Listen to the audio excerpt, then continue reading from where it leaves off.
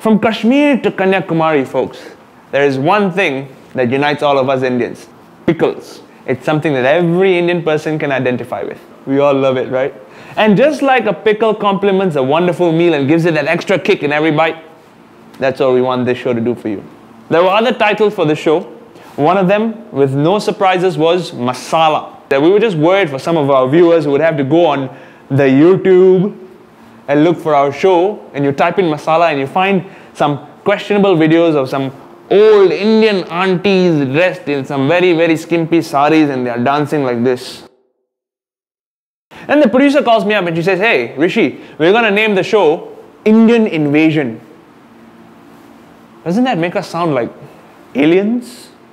You know, we're going to take over the world and turn it into one huge little India with no way out. We would complement it with a nice little guide video. How to make a trip to Little India and leave with all family members intact. Laugh. You want to go? You want to go, man? Come on. You want a piece of this? Hey.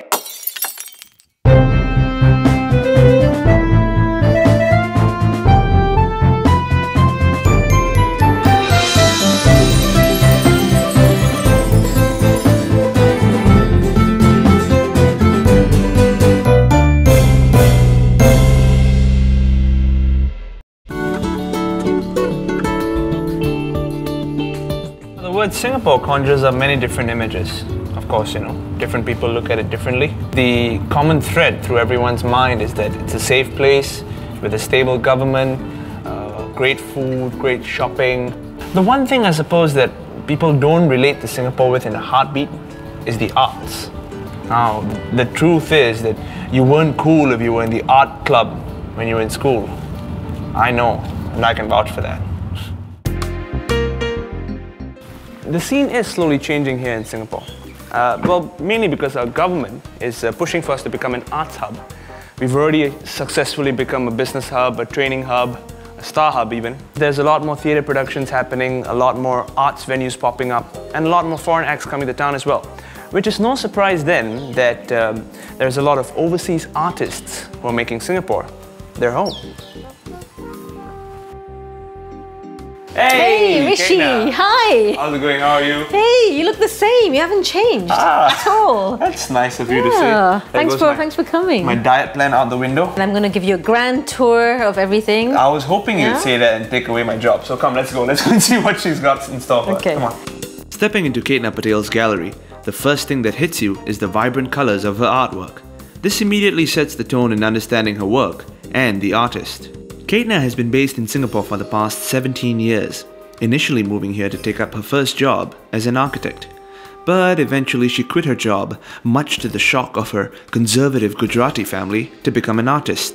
Would you see yourself as an Indian artist? I think to be called an artist, it's a pretty big responsibility. I wouldn't like to use this word glibly, but I would say I work in the arts, you know. I'm Indian, but I wouldn't say I'm an Indian artist. I just prefer to be called, I don't know, a global citizen or a nomad or a gypsy or whatever. Tell us a little bit about what you've been up to. Well, I've just come back from India, where I had my first exhibition, taken there by a gallery, Indigo Blue Art Gallery, which is Singapore-based, and we took part in the India Art Summit. Everything sold out before the opening night. When somebody buys your work, it's extra validation that your work is important or it means something. You're not invisible. Why did you continue to use Singapore as a base? Because not everyone relates the word creativity with Singapore in an instant. And I know this is a cliche, but it is a bridge between the East and the West. And it's an introduction to Asia. But ultimately I'm Asian, and it's my Asian identity that I'm trying to explore. Take us a little through your process of creating your art. You have to observe. For any form of creative process, whether it's literature, art, filmmaking, writing, you have to travel the road less traveled. You have a camera with you wherever you go. I have a camera wherever I go. Even if I go and buy milk from the supermarket up the road, I have a camera in my bag. I never go anywhere without a camera.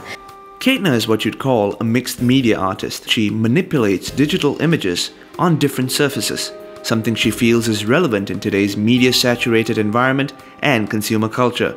A recent digital exploration is her very own global initiative, Planet Pop. Planet Pop is really an attempt to tell stories about street culture and popular culture of countries that have not been highlighted before. Planet Pop is a huge project which I then have to split into regions. So you've got Africa Pop, you've got Asia Pop. Under Asia Pop you might have India Pop. India is a lot more than the Taj Mahal and the Rajasthani guy with the orange turban and the big moustache and, you know, the South Indians and the lungis. Is there a gap you feel in the art you do between North and South India? Because obviously there's a little difference in culture from the two regions. Big difference, yeah. And does the work you do address the difference, or does it aim to bridge this difference? The latter.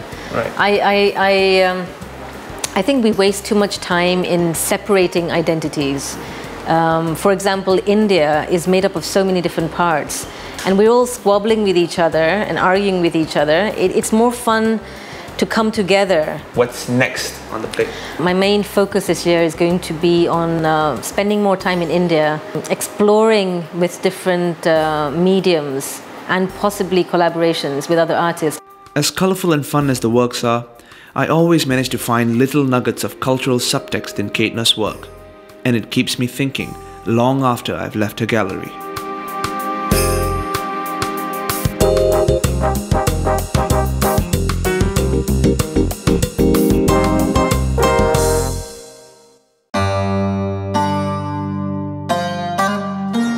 Hello everybody. As you might have already recognized me, I am yours and only yours truly, Mahima Khan, the famous TV serial actress in India. As you all might recognize me from the serial I did, Q. I played the driver's fourth sister's auntie. You see, the director of Pickled almost licked my feet and said, please do this show, you know? If not, the show's not going to work.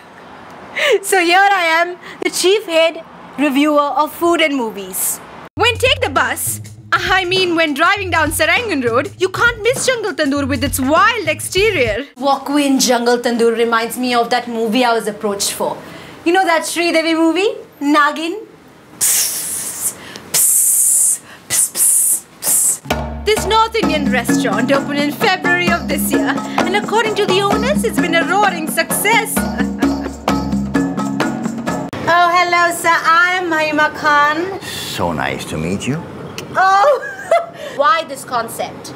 Well, you know, these days all the wild animals are disappearing, the forests are disappearing. We would give people something to think about while they eat. They want to conserve the environment. I'm growing old too, sir. I need somebody to conserve me. Well, That's another topic. Why this cuisine? You've got seafood, you've got Indian, you've got a mix. they should have a variety to choose from. By experience, we know that this is what people like. So, now let's see how the food is like, huh? So we have the yellow rice, which is the saffron rice, fish kali mirch, the sabz milon. I'm only gonna go for 2 servings, huh? Because you see, I'm diet conscious. Okay.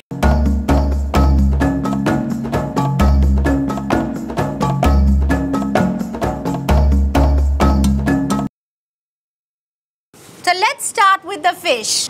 It's been cooked well. It looks fresh. It tasted fresh earlier.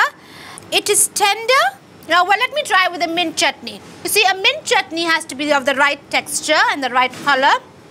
And along with the fish, that's a pretty decent taste. But I could still have more pepper, you know, because I'm Indian. And I love lots of flavor.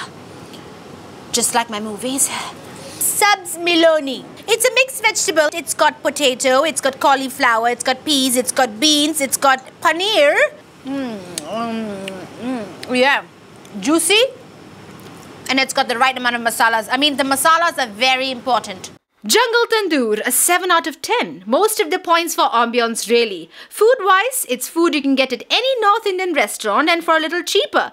But here, I think you're paying for the experience, like a trip to the zoo. Hey, Tarjan, good stuff. Why don't you swing by someday? Huh?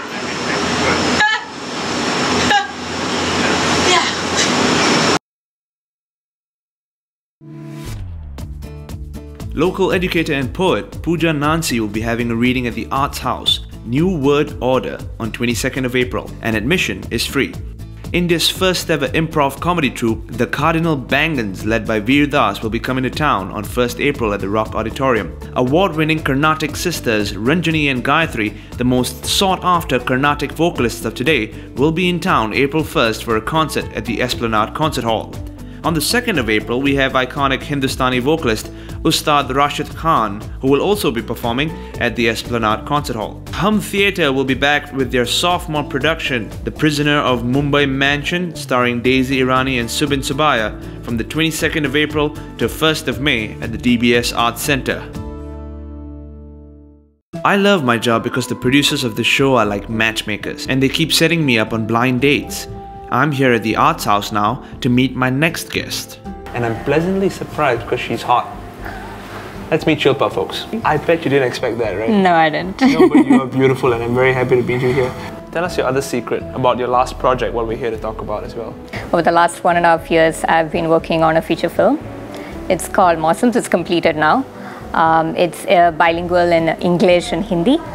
It's basically a marketing manager who's really bored with her life and she wants to do something exciting and she goes ahead and makes a play. This brings in a lot of other characters. It has an ensemble cast. The story basically goes to say how each of them cross each other's life and what happens. The whole film was shot in Singapore, even though a bit of the post-production, like the music and the editing and the sound design, those were done in UAE and Chennai and Mumbai. I heard one of the big names was on board your film for the music. The big name that you're mentioning is actually Bombay Jayashree. She's a veteran Carnatic singer and she kindly agreed to lend her voice, which was really great because it's come out really well. With Bombay Jayashree's involvement, an ensemble cast and a full-length script, you might be surprised to learn that Shilpa isn't a formally trained filmmaker. In fact, Mosams is her first feature film, and it joins her repertoire of a few 1-minute films, 3-minute films, and a 6-minute film. What gave you this confidence to move all the way to feature? So when I made the 6-minute film, we kind of managed to get the production values decent, I would say, in spite of the fact that we shot with a handy cam and everything. That kind of gave me the confidence that if my script is something that I can shoot within my existing resources. I used to be involved in arts a lot. So I'm a trained Bharatanatyam and Mohiniyattam dancer. I paint, so I do oil painting, watercolors and all that. For me, even when I'm studying or now that I'm working, it's always a requirement for my sanity, I would say, to be involved in the arts. Okay, are you going to be casting soon? Well, I don't know. Why are you laughing? No. I'm just asking. Can't an actor ask a potential filmmaker if he's going to be casting? Subtlety is not your thing, It's so not. no. Shoot me in the head. It's not my thing. No, but if you are casting, let me just do this. Is my phone with anybody here? Right? Oh. The team has put in a tremendous amount of work behind the film, so it would be really great if you come and encourage us and support us. We would be very grateful to that. All right, Shilpa. It was very, very nice meeting you, and we really wish your whole team and you, of course, more than anyone else, all the best for the screening of Mosams. Thank you so much. And all your other projects coming. Thank you. Thank you. Thank you. I'm very excited today because I have an exclusive interview with Anand Rai, director of Tannu Weds Mannu. Well, finally, very shortly, he'll be here for Bollywood Bonda with Mahima.